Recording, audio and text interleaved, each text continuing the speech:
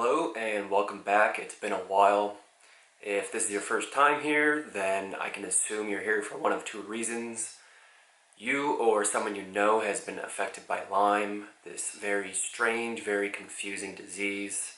So I just want to say right away that my heart goes out to you if you or anyone you do know has been affected by this Lyme disease. And I know firsthand how kind of strange and weird it can be going through this process, and that's why I thought I would make this video and just kind of share with you guys what it's been like having Lyme, getting diagnosed. I've really gone on a whole Lyme journey. It's kind of crazy to think that it's May 2020 because in June of 2019, that's when I was first bit by a tick that gave me this disease. And my journey, I guess, is a little different than other people's, where I never actually saw the tick that was in me. I never saw it like embedded in my skin and took it out. I just kind of developed this rash, that bullseye rash you kind of always hear about. And from there on, I saw doctors, and I'm going to tell you guys about that whole process. But before I kind of dive into this, I just want to be known. I'm not a doctor, I'm not a Lyme specialist. I'm just a guy who has had Lyme and has been going through it, and this is what it was like for me. So for people that do get bit and the tick is embedded in their skin, this is actually a really good thing because you've got some options.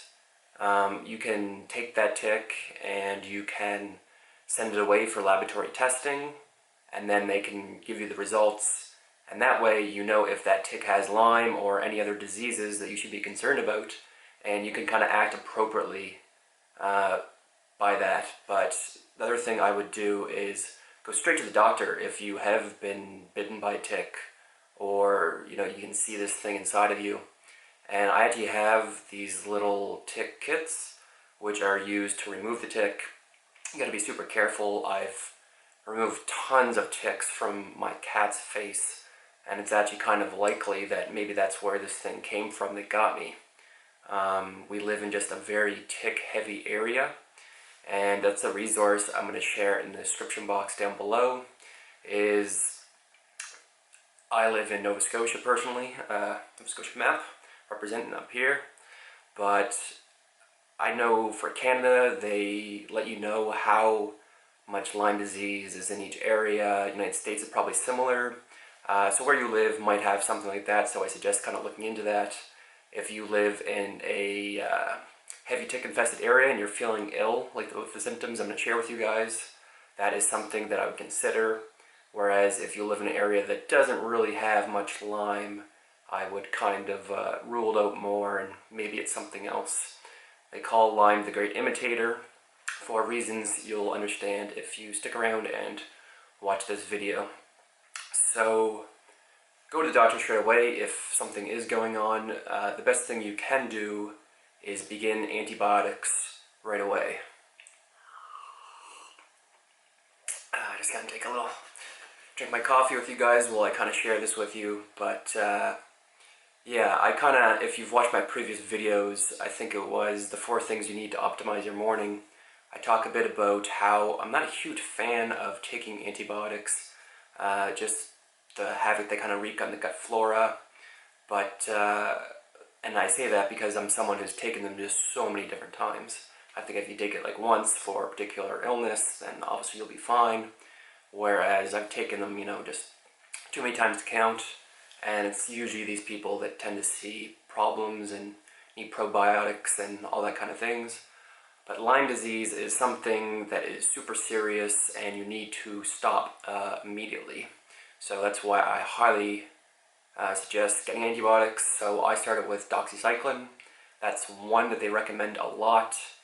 And I took this for 2 weeks.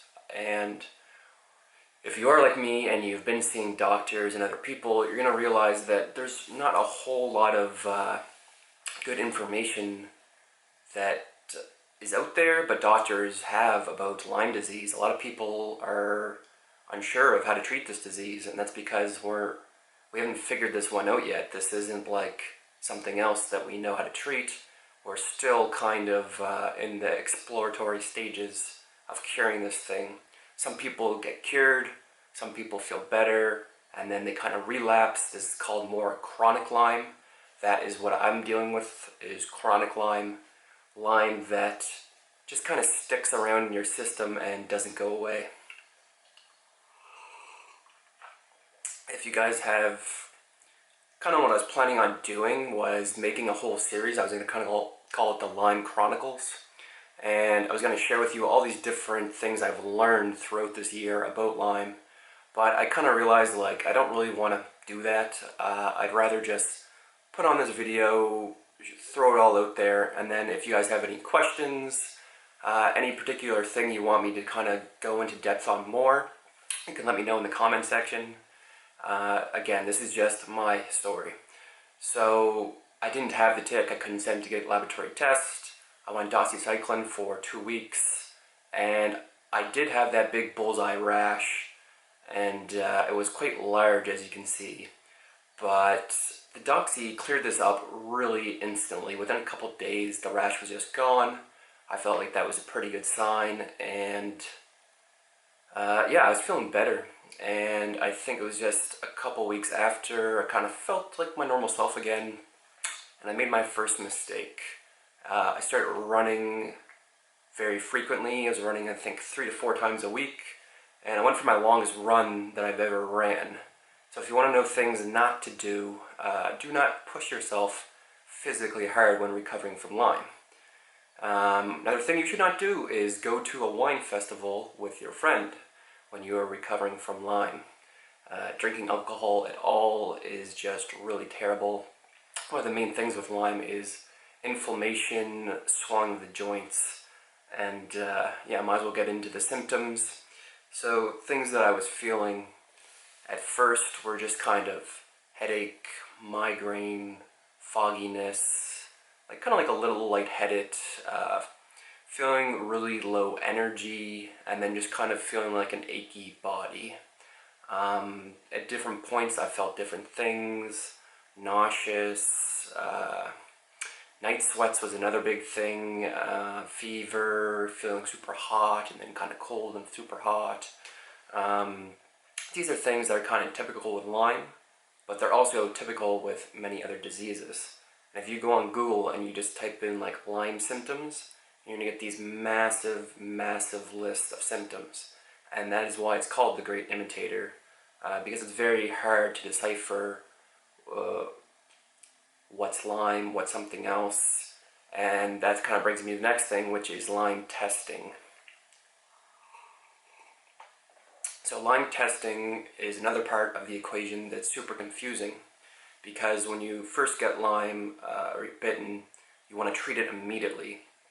But if you take the Lyme test, your results will not come back positive even if you do have Lyme within the first month to a month and a half. Again, there's some unclarity here, but my doctor had me wait a month and a half before getting tested. Then I found out that I was positive, and that's kind of one thing that's kind of nice to know.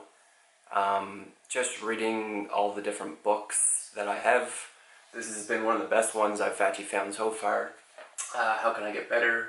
An action plan for treating resistant Lyme and chronic disease. This guy, he has another book as well, I think a couple related to Lyme, but he shares his history with his patients and the different processes that they went through. And it's a little scary because you read these horror stories of people that, they have Lyme for like 5, 10, 20 years, and they just never knew that they had Lyme. They thought they were just, couldn't get their life together. They didn't know why they weren't thinking clearly. Was confused with fibromyalgia or some other kind of mimicking disease, chronic fatigue syndrome, stuff like this. So you really just feel like, I know what this is like, so I really feel for people that have gone through a similar thing. And the thing that frustrates me the most is just the length of time. Like I said, it's almost been a year, But then when you read about these people, been going through this for like 20 years of their life, that's really something that can shift and change your life. So getting tested is important to do, but you want to wait at least a month before the results can come back positive, and you want to treat it before that. So that's already where there's some confusion. The next thing is, I forget the actual site that I used, but I will post all this information, like I said, in the description box. But Lyme recommendations state that I think it's about 3 months you should actually be taking antibiotics to really just make sure that you kill everything. That's like the most important thing. I do wish I took antibiotics longer. I ended up seeking out some other alternative methods, which I'm going to tell you guys about. But what's most important is you just have to kill the Lyme, and however you do that is kind of up to you. So after months and months of back and forth between my doctor, I think it took 4 months just to figure out that I did have Lyme, I started seeing a naturopath, and they kind of offered me a couple different paths I could take, and I started taking something called Lyme Kill, which is essentially just a natural antibiotic created and prepared specifically for Lyme. And I took this for 3 months, and it's actually just recently, today's May, so I think it was the beginning of April, I finished my Lyme Kill cycle. Now I've been off for about a month and 2 weeks, and kind of seeing how I feel. I still feel like there is things lingering, but I do feel like I've improved a lot, which I am definitely happy about. So options for killing Lyme: there's antibiotics, there's kind of a natural antibiotic, there's Lyme Kill. I know there's another one that was more expensive. It was like an Asian version of Lyme Kill. I kind of forget what it was called. There's some controversy around this thing called a Rife machine. There is other kind of pills. You need a biofilm disruptor. There's a whole science to really figuring this stuff out, and that's why you really need to have someone kind of guide you or help you, or you need to read a shit ton of books and do a lot of research. So that is why I'm going to put all these things down below for you guys. The most important thing that I found helpful for actually dealing with this was diet. So like I said before, inflammation is kind of the main thing going on here, and that is the same with most diseases. So eliminating inflammation is super important, and the way that we did that through diet was eliminating sugar, eliminating gluten, and eliminating dairy, anything that contributes to inflammation. It can be kind of tough. I follow mostly vegan diet with a little bit of meat every once in a while, and just being restricted dietary took me a couple weeks to kind of find out what meals I liked, I could enjoy that were gluten-free. So figuring that out was interesting and super helpful for getting better. The other thing that I just want to mention is the Herx reaction. This is something different than I've ever experienced, where on Lyme Kill and on antibiotics, when your body's killing the Lyme, however you're doing that, there's a reaction, and it's typically, not everyone works this way, but you typically get worse before you get better. So whatever your symptoms are, if you're having a fever and a headache and an achy back or just achy joints, everything's going to be increased. And while reading this book and he's sharing these different patients he would kind of give them antibiotics, and then the Herx reaction would get too out of control where they weren't able to kind of live their lives. So we'd have to take them off it and then put them back on it. And it's this whole kind of balancing act of eliminating the Lyme, but not making this person go completely insane. And that's kind of how you feel when you're on Lyme, to be honest. During different points, I remember her telling me, my naturopath, that this was going to affect me mentally, explaining the Herc's reaction to me, and I was kind of like, like, yep, gonna feel shitty, yep, but like, I'm mentally tough, like, I'll just charge through it like I charge through everything else. And realized pretty quickly that charging through this just isn't really an option. Take the charge option out and kind of just have to learn to live with what's going on in your body while simultaneously doing what you can to eliminate it. So something that she even mentioned to me was, if you have any suicidal thoughts, to let her know immediately, because I guess this is something that does happen when you're on the Herc's reaction, or it's at least possible.